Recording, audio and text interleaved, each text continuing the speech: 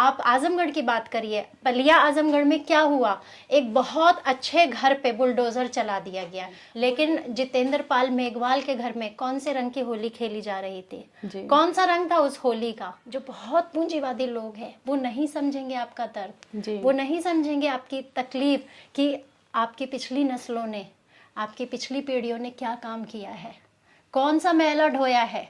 वो नहीं समझ पाएंगे उस दर्द को, उस तकलीफ को। वो दर्द आपने सहा होगा, मैंने सहा होगा, मेरे समाज के हर आदमी ने सहा होगा कि हमारी पिछली पीढ़ियों ने, हमारे पूर्वजों ने क्या गलती थी जो उन्होंने दूसरों की गंदगी साफ की, सिर्फ इसलिए कि वो दलित समाज में पैदा हुए।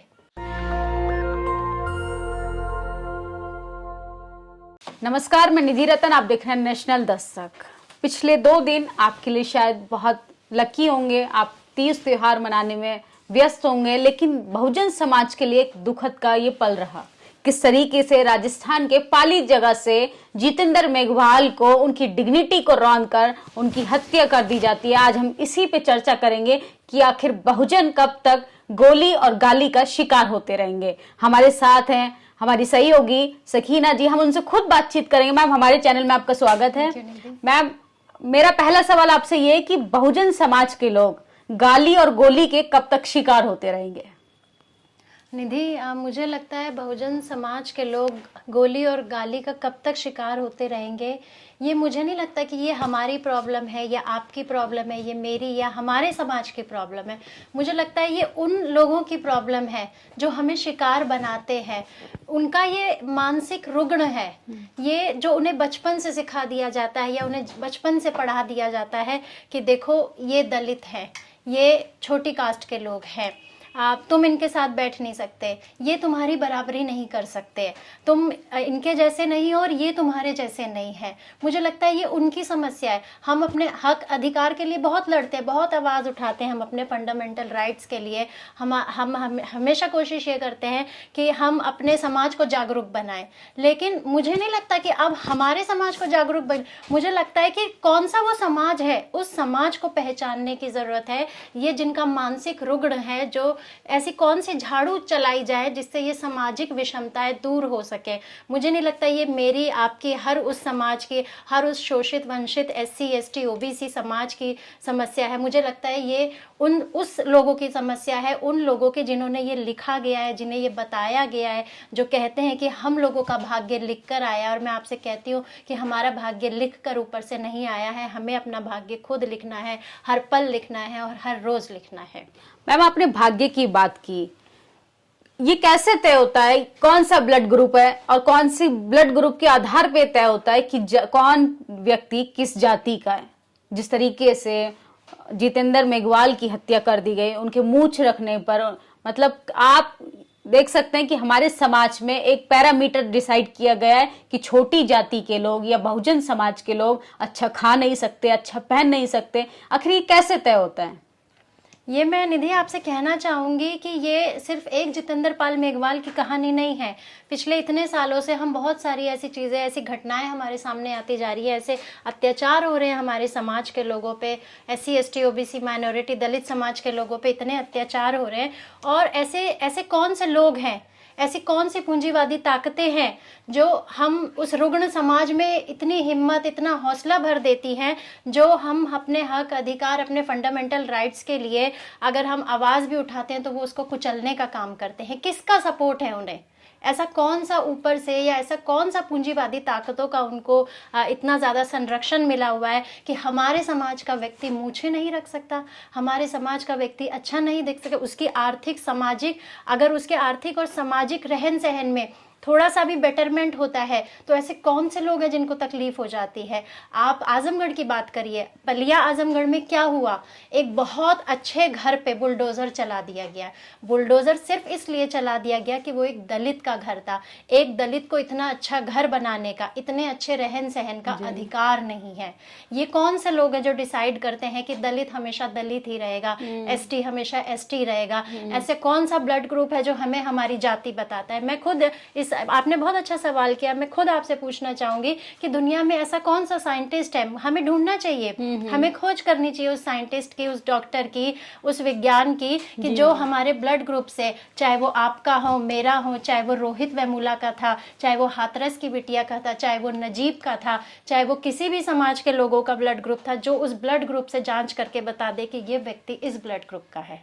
जी मैम, आपने ब्लड ग्रुप की बात की, वेद पुराणों की बात की, कि भाग्य की बात की, कि किसी का भाग्य डिसाइड नहीं होता है पैदा होते ही, आपको खुद अपना भाग्य बनाना पड़ता है, वो भी कर्म से।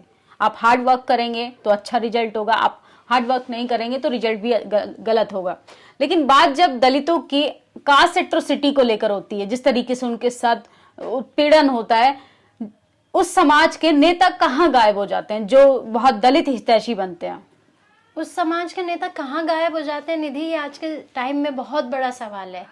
कि कल होली के दिन आप फोटो डाल सकते हैं, आपने होली मनाई, आपने रंगों की होली खेली, आपने पिचकारी खेली, आपने गुलाल खेला, आपने फूलों की होली खेली, लेकिन जितेंद्र पाल मेघवाल के घर में कौन से रंग की होली खेली जा रही थी? कौन सा रंग था उस होली का?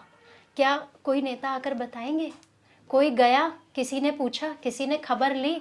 प्रियंका गांधी जी अगर हाथरस में कोई मामला होता है तो अपना कारवां लेके चल देती हैं, लेकिन कल प्रियंका गांधी जी कहाँ थी? अगर उनकी राज्य सरकारों में अगर दलितों पे उत्पीड़न होता है तो तब प्रियंका गांधी जी क्यों नहीं आती हैं, तब राहुल गांधी जी क्यों नहीं आते हैं? लेकिन अगर यही उत्तर प्रदेश की कोई घटना होती है तो फौरन वो चल देती हैं, फौरन चल देती हैं, क्योंकि उस मुद्दे को उन्हें उठाना है। इसलिए मैं ये कहती हूँ कि आप क्यों देखते हैं कि दलित उत्तर का है, दक्षिण का है, पश्चिम का है, वो कहाँ का है? अगर उस पर अत्याचार हो रहा है और अगर वो हमारे समाज से है, वो SC ST OBC माइनॉरिटी के समाज से है, तो आप राज्य की बेड़ियां तोड़ दीजिए ना।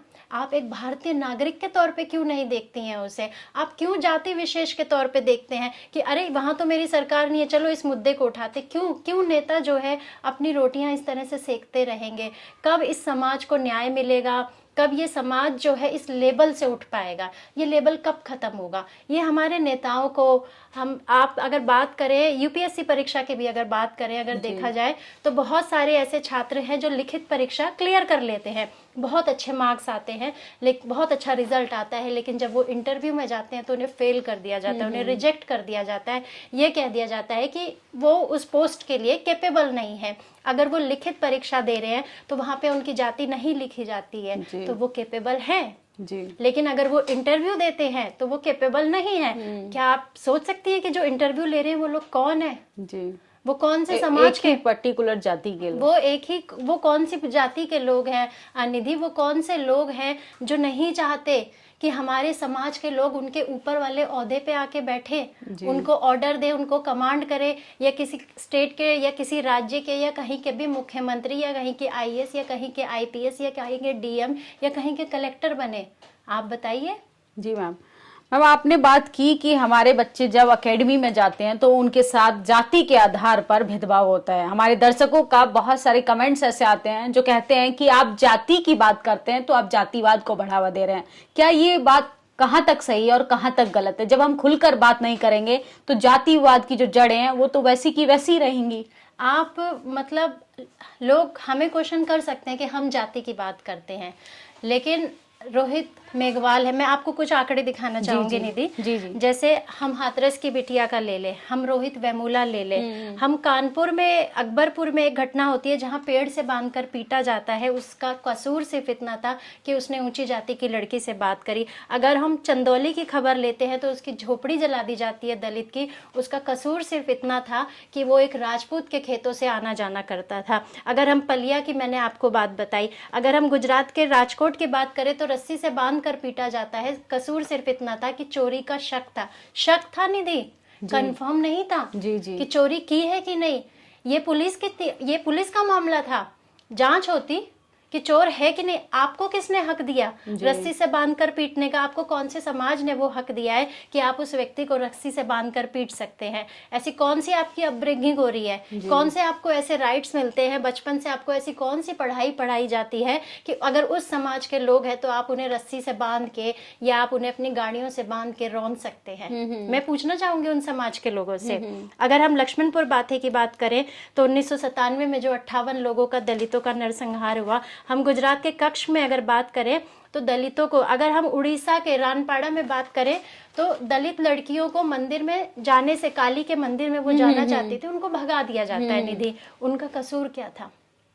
और उस मंदिर के आगे एक बोर्ड लगा दिया जाता है कि दलितों का आना मना है। मैं पूछना चाहूंगी ये अपने भी समाज के लोगों से निधि कि ऐसा कौन सा मोह है जो हमें मंदिर ले जाता है, लेकिन हम मंदिर नहीं जाते, हमारी जाति जाती है, हम नहीं जाते हैं। हम इंसान के रूप में, हम भारतीय के रूप में किसी मंदिर में प्रवेश नहीं करते हैं। वहां पे भी हमारे लिए लिख दिया जाता है, हमारे लिए एक लेबल लगा दिया जाता है कि आप फलाना जाति से है तो आप मंदिर में प्रवेश नहीं कर सकते।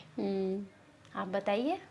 मतलब कि जातिवाद की जो जड़ें हैं वो आज भी, हम भले ही कह दें कि आजादी के हमारे इतने साल हो गए हैं, 75 साल के समथिंग हो गए हैं, लेकिन फिर भी जातिवाद की जो जड़ें हैं वो बेहद ज्यादा मजबूत हैं। लेकिन मेरा एक सवाल है कि मीडिया जो है, कुछ दिन पहले एक मूवी आई थी द कश्मीरी फाइल, दुनिया भर में चर्चा था, इनफैक्ट प्राइम मिनिस्टर जो हैं वो खुद इसको प्रमोट कर रहे थे। लेकिन जब बात आती है दलित मुद्दों की, बात आती है बहुजन मुद्दों की, बात आती है एसटी माइनॉरिटी के अधिकारों की, तो हमारा मीडिया खामोश क्यों रहता है? मैं निधि, हमारा जो मेन स्ट्रीम मीडिया है, हम जिसकी बात करें, हम अगर सोशल मीडिया की बात करें, हम नेशनल दस्तक की बात करें, तो हमारे शंभू सर हैं, आप हैं, हम सब लोग आवाज़ उठाते रहते हैं अपने समाज के लोगों की कि देखो जागरूक हो जाओ, ये हो रहा है, ये हो रहा है, ये होता आया है और ये होता रहेगा। अभी भी वक्त है, अभी भी वक्त है, संभल जाओ, पहचानो उन लोगों को, पहचानो उन नेताओं को, पहचानो जो आपका भगवाकरण करना चाहते हैं, पहचानो उन लोगों को जो आपको धर्म की चादर उड़ा के आपकी बहुत सारी चीजें आपसे ले ली जाएंगी, आपको पता भी नहीं चलेगा। आप एक त्योहार में बिजी होंगे, आप घी के दिए जलाएंगे, आप रंगों में खेलेंगे, लेकिन पीछे से आपके कौन से फंडामेंटल राइट्स, आपके बच्चे की कौन सी नौकरी छीनी जा रही है, आपके कौन से अधिकार खत्म किए जा रहे हैं, निधि नहीं पता चलता है। हम लोगों को जागरूक करते हैं हम सोशल मीडिया के थ्रू हर खबर पहुंचाने की, लेकिन मेन स्ट्रीम मीडिया की अगर बात करें तो मेन स्ट्रीम मीडिया नहीं बोलेगा, नहीं बोलेगा, क्योंकि हमारी जो सरकारें हैं, जो पूंजीवादी ताकतें हैं, वो नहीं चाहते कि हमारे समाज की आवाज़ उठाई जाए, वो नहीं चाहते कि हमारे समाज को न्याय मिले, हक अधिकार मिले। वो चाहते हैं कि हमारे समाज को एक दया की दृष्टि से, एक दया की दृष्टि से और एक हीन की दृष्टि से हमेशा देखा जाए। वो नहीं चाहते कि मतलब हमारे समाज को जो है, मतलब एक दया की दृष्टि की जरूरत नहीं है, हमें एक सम्मान की जरूरत है। जी मैम, हम उस देश में रह रहे हैं मैम, उस हिंदू राष्ट्र में और उसी राम राज्य में जिसमें गाय हत्या तो पाप है, लेकिन कोई मूंछ रख ले दलित और बहुजन समाज का व्यक्ति, उसकी दलित हत्या माफ है।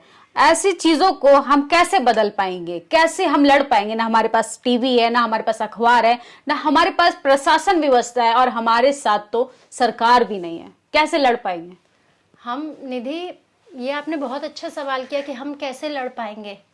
मैं आपको इसका सबसे बड़ी जो चीज़ बताती हूँ कि हम जो है धर्म से उठ के शिक्षा पे जोर दें, हम अपने अधिकारों पे जोर दें, हम अपने संविधान को रोज़ पढ़ें। हम बहुत सारे वेद पुराण पढ़ते रहते हैं, बहुत सारी में धार्मिक किताबें हैं हर मज़हब की जो रोज़ पढ़ाई जाती हैं बच्चों को खोल के। मैं तो कहती हूँ कि क्यों ना इन किताबों को बंद कर दिया जाए, क्यों ना बाबा साहब के संविधान को रोज़ पढ़ लिया जाए, क्यों ना अपनी शिक्षा की तरफ ध्यान दिया जाए, क्यों ना ये देखा जाए कि हमारा भविष्य किस चीज़ में है, हम किन मंदिरों में अपना भविष्य टटोलते हैं, हम किन मस्जिदों में अपनी ज़िंदगी टटोल रहे हैं, हमें कहाँ पहुँचना है, हम अपनी पिछली पीढ़ी, अब की पीढ़ी, अपनी आने वाली नस्लों को कहाँ देखना चाहते हैं। जो लोग सत्ता में बैठे हैं निधि, जो बहुत पूंजीवादी लोग हैं, वो नहीं समझेंगे आपका दर्द, वो नहीं समझेंगे आपकी तकलीफ कि आपकी पिछली नस्लों ने, आपकी पिछली पीढ़ियों ने क्या काम किया है, कौन सा मैला ढोया है। वो नहीं समझ पाएंगे उस दर्द को, उस तकलीफ को। वो दर्द आपने सहा होगा, मैंने सहा होगा, मेरे समाज के हर आदमी ने सहा होगा कि हमारी पिछली पीढ़ियों ने, हमारे पूर्वजों ने क्या गलती थी जो उन्होंने दूसरों की गंदगी साफ की, सिर्फ इसलिए कि वो दलित समाज में पैदा हुए। जी, बहुत बहुत शुक्रिया मैम हमसे बातचीत करने के लिए। ये थी शकीना जी हमारे साथ। हमने इनसे तमाम उन मुद्दों पे बात की जो पूरे बहुजन समाज को एक कटघरे में खड़ा कर देती है। ना मीडिया हमारे साथ है, ना अखबार हमारे साथ है, और आप देखेंगे कि पूरा न्यूज़ चैनल्स की हेडलाइंस कंपटीशन करने में लगी हैं कि हमारा न्यूज़ चैनल नंबर 1 है। तो मैं उनको बताना चाहूंगी कि वो नंबर 1 है, और हम लोग भी मानते हैं। सोशल मीडिया के जितने भी ऑनर हो या उनको चलाने वाले संपादक हो, मेन स्ट्रीम मीडिया को नंबर वन मानते हैं भ्रष्टाचार में, उन अधिकार जो संवैधानिक हक अधिकारों की बात करती है, उन मुद्दों को दबाने में और सरकार की चाटुकारिता करने में। अगर आप लोगों के अंदर इंसानियत जिंदा होती, आप लोगों के अंदर अगर हमदर्दी होती, आप लोगों के अंदर वाकई में मानवता होती, अगर आप वाकई में लोकतंत्र के हितैषी होते, तो हमारे समाज का एक व्यक्ति मूंछ रखने की वजह से मार दिया जाता है और इसकी खबर ना टीवी दिखाता है ना अखबार दिखाता है। ये बेहद ही शर्मनाक है। हमारी बातचीत आपको कैसी लगी आप हमें कमेंट बॉक्स में जरूर बताएं, क्योंकि आपकी राय हमारे लिए बेहद जरूरी है। क्योंकि ये सिर्फ जितेंद्र का सवाल नहीं है, ये सिर्फ रोहित वेमुल्ला का सवाल नहीं है, ये सवाल पायल तन्वी का नहीं है, ऐसे तमाम युवाओं का है जो आने वाले समय में और हमारे आसपास न जाने ऐसी कितनी प्रताड़नाएं झेल रहे हैं। शुक्रिया। नेशनल दस्तक की आपसे गुजारिश है कि अगर इसको बचाना चाहते हैं तो नेशनल दस्तक को सब्सक्राइब करने के लिए रेड कलर के सब्सक्राइब बटन को दबाएं, फिर बेल आइकन की घंटी दबाएं। नेशनल दस्तक को बचाने के लिए बहुत जरूरी है कि हर खबर को शेयर करें, लाइक करें, कमेंट जरूर करें।